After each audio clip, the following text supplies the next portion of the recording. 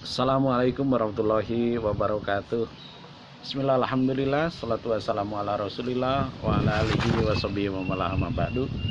Kawan-kawan sekalian, apa kabar semuanya? Hari ini saya mencoba untuk hadir di tengah kawan-kawan dalam channel YouTube yang insya Allah nanti kita akan berbicara tentang beberapa tema. Untuk tema kali ini kita akan mengangkat tentang menulis. Dan untuk mengawali pembicaraan itu, sesi kali ini saya mengajak kepada teman-teman untuk memulainya dari penggalian terhadap apa keuntungan menulis. Mungkin ada yang masih bertanya, apa saja sih keuntungan menulis itu? Sudah merupakan sesuatu yang susah barangkali menulis itu bagi sebagian pihak, tapi juga tidak jelas keuntungannya. Oke, pertama bahwa kalau misalnya ada yang menduga, bisakah dengan menulis itu bisa mendatangkan keuntungan finansial? Oke, kalau misalnya ada yang mengira bahwa itulah keuntungan dari menulis itu, maka saya pikir itu tidak keliru. Sebab tulisan yang kemudian dikirimkan ke penerbit, penerbit itu kemudian mencetak, kemudian setelah mencetak mendistribusikan dan menjual, sehingga penerbit itu juga mendapatkan keuntungan dari tulisan kita, maka pada dasarnya kita juga akan mendapatkan keuntungan juga, atau berbagi keuntungan, atau yang disebut dengan royalti. Kalau misalnya itu sistem yang kita pakainya dengan sistem royalti. Tapi bisa juga menulis itu juga keuntungannya dengan cara dijual atau jual naskah. Maka kita juga akan mendapatkan sesuai dengan akad atau seberapa kita akan menjual naskah itu, dan pihak penerbit berapa akan membelinya. Dengan demikian, maka kalau misalnya kita mencanangkan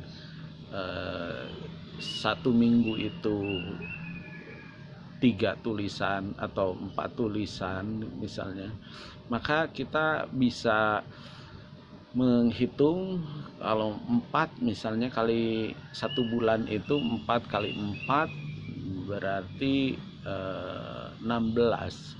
Maka itu sudah bisa menambah uang saku kita. Bagi para mahasiswa itu akan menjadi semacam tambahan beasiswa dari orang tua, di mana kita tidak hanya mendapatkan pasokan pendanaan dari mahasiswa dari orang tua saja, kan, tetapi kita bisa swab mandiri gitu dengan menulis ini. Banyak bahannya dari kuliahan dan sebagainya, kita tulis lalu kemudian kita kirimkan ke penerbit. Yang kedua, kita juga mungkin ada yang bertanya atau yang menduga bahwa tulisan itu bisa meningkatkan popularitas. Oke, di sini bisa kita maklumi bahwa tulisan itu adalah media yang kemudian dihantarkan, disebarkan kepada beberapa pihak atau juga banyak pihak yang kemudian membaca dan mengakses dari tulisan yang kemudian juga di sana ditulis siapa penulisnya. Maka dengan demikian, ketika gagasan yang ditulis kemudian disebarkan, otomatis penulisnya juga menjadi populer di kalangan para pembaca. Populernya itu tidak hanya satu kampung, tidak hanya satu daerah, tidak hanya satu kampus, tidak hanya satu wilayah, bahkan itu tergantung kepada jangkauan media itu menyebarkan tulisan itu. Nih, ada juga bahwa kalau misalnya kita ingat bahwa tulisan yang kemudian dicetak dan dicetak ulang, hatta kita sendiri penulisnya sudah tidak ada, maka kalaupun itu tulisan itu kemudian terus dicetak dan diterbitkan, maka tidak mustahil para penulisnya akan tetap terkenang walaupun dia sudah tidak ada. Contoh untuk itu kita mendapatkannya, kita mengenal nama Imam Syafi'i karena ada al-umnya. Kita mengenal ada Maliki karena ada al-muwatta'nya. Pun kita juga mengenal nama-nama besar yang lainnya karena tulisan-tulisannya.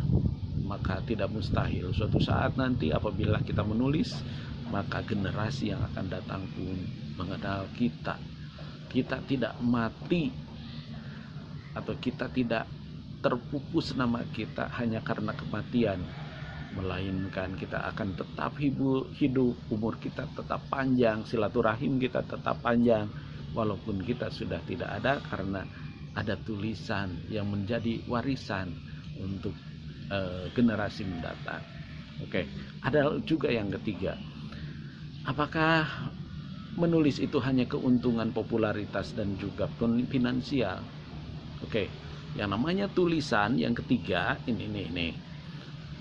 Yang ketiga, tulisan itu adalah ide, simbol dari ide. Dan ide itu apabila idenya bagus, idenya konstruktif, idenya bermanfaat, lalu dimanfaatkan oleh para pengguna dan banyak pihak yang kemudian terinspirasi oleh ide kita, lalu ide kita itu diamalkan oleh mereka, tidak hanya oleh satu orang, tidak hanya oleh dua orang, tetapi oleh sejumlah orang yang mengakses tulisan kita dan kemudian mengamalkannya, maka itu berarti kita juga sudah berkontribusi bagi kebaikan. Berkontribusi kalau misalnya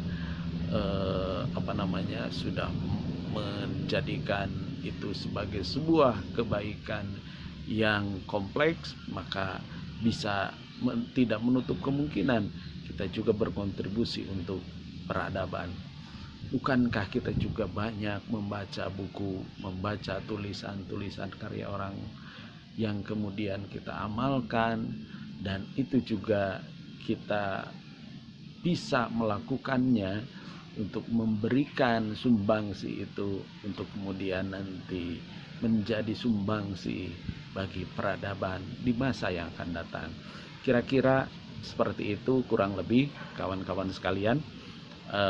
Mudah-mudahan kawan-kawan terinspirasi untuk menekuni dunia tulis ini, karena nyata bahwa tulisan itu memang tidak luput dari sejumlah keuntungan-keuntungan yang minimalnya tadi saya sudah sampaikan, ada 3 hal. Dan selamat menulis, selamat berkarya, dan sehat selalu, jaga diri. Wassalamualaikum warahmatullahi wabarakatuh.